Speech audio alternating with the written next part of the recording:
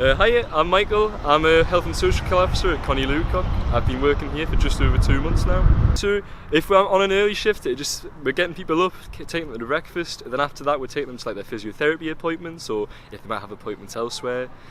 Plus if they have anyone external coming in, we might be getting to see with them. And throughout the whole time we're here, we're just doing the reablement approach. Just trying to get people moving, get people recovering, and the whole idea is basically after a stay in hospital or a stay in the community, they can recover to the best of their ability alongside the multidisciplinary team we've got here. Fundamentally I'm a people person, so I really like meeting different people, especially at the residents we have. Some of them have done really interesting things, and also I think when you work in somewhere like this, like no 2 days are the same. It's pretty impossible to get bored, and there's always something new happening, there's always something different, but it just means each day you're waking up to your shift, you go in there and you don't know what's going to happen, but there is a bit of excitement in that, but not so much that it's unpredictable. We've got a really nice team here, so I always feel really supported, dead friendly, and I honestly couldn't ask for anything better. The way we work in the Connie, we just sort of always incorporate those values in sort of our day-to-day life. I mean, we're proud to be a Newcastle-based service and looking after people from the local community. And I'd say we're very fair in our treatment of everyone. Although of course each person has their own individual needs, we always want to treat everyone with the respect they deserve, no matter what their background or where they came from. And I'd like to say we're ambitious because I really do think we really do try to get people moving. You know, we have people here, I'm talking some people who've hardly been moved in years, especially after the pandemic.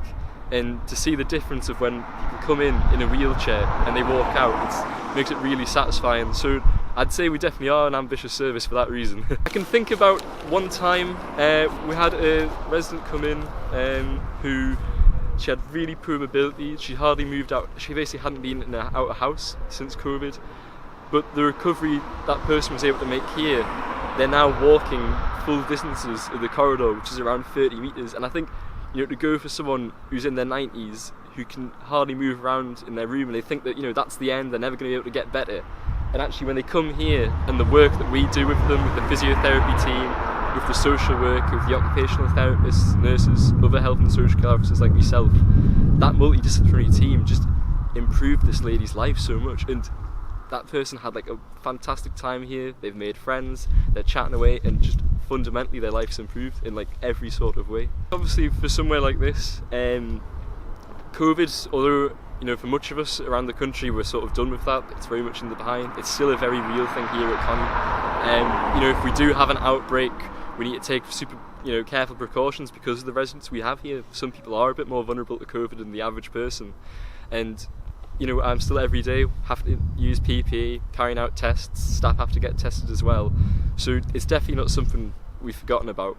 And on a wider point, I think the whole sort of social care system and local authority, we're all very aware of what COVID happened. COVID, for a lot of the staff here, I mean, it was before my time, but it sounded really, really hard work.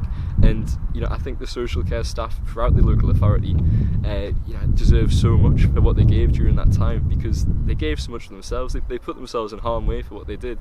And obviously, you know, I think getting the compensation for that's ideal for them.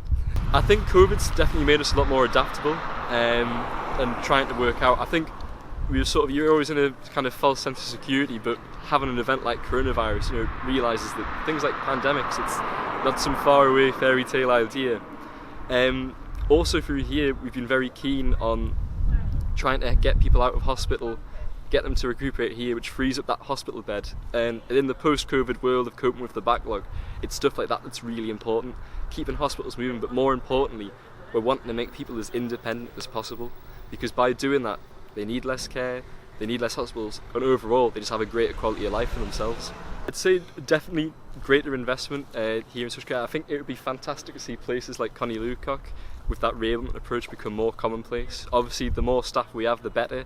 You know, providing that sort of continuity of care would be really nice. But I think an expansion of our services would be really nice. I know we're also going to be going on a sort of online system called Rita, and that's going to sort of help us work throughout all the different departments and disciplinaries in the local authority, which will really help streamline services. But I think the big thing is just, you know, getting as many people as we can working in places like this, and just expanding the service we provide, because I think the reablement approach here, although, you know, it can sometimes feel a bit counterintuitive, is this person going to make that much recovery? The answer generally is yes. You can actually recover a lot of strength that had been lost from people, or gain people's mobility back, and just really improve people's quality of life. So I only started working here 2 months ago. Before that I was at university. I was a student doing biology. I got really interested in like ageing and age-related conditions. Then after my finished degree, I wasn't quite too sure where I wanted to go in healthcare, and I saw this place, roles here being advertised, and you know, I think with Connie Lucock, the whole reablement approach, it was actually pioneered here throughout the country. The reablement approach to sort of age-related care, and to work for somewhere like that where, you know, 25 years ago this was the first place in the country that offered this kind of care. It's really, really exciting and just interesting, because ultimately it's the future of age-related care. And I think to have the experiences and meeting the staff here who are absolute experts in their field, I can honestly say I've learned so much here, and I'll probably learn more here than I ever would in my degree. At me local, the Vallum pub, which is very nearby here, they do a free buffet every time the Newcastle match is on, which is absolutely fantastic. But just different places. I quite like the outdoors, so I really like trying to get in Northumberland when I can, and also just like Newburn. I love Newburn Riverside and doing walks along there. There's quite a lot of deer in there as well, which not many people know about, which always makes it quite interesting.